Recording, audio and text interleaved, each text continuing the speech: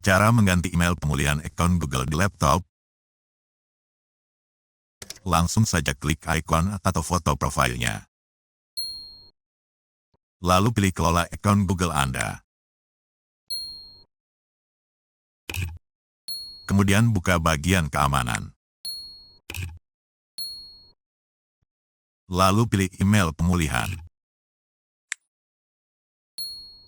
Nah, biasanya kita akan disuruh masukkan password akun Google kita terlebih dulu.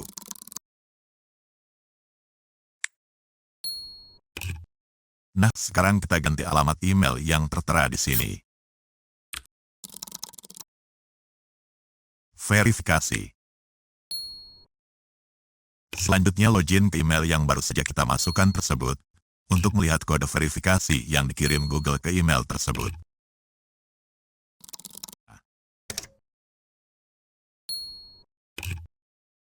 Nah, ini dia. Tapi ingat, masa berlaku kode ini hanya 24 jam.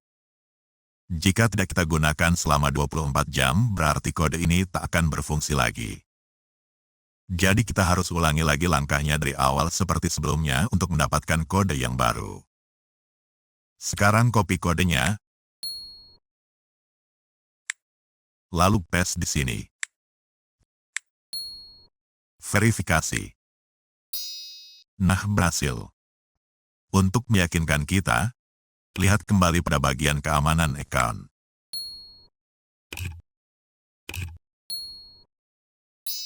Nah, sudah tertera email pemulihan barunya alias memang sudah berhasil.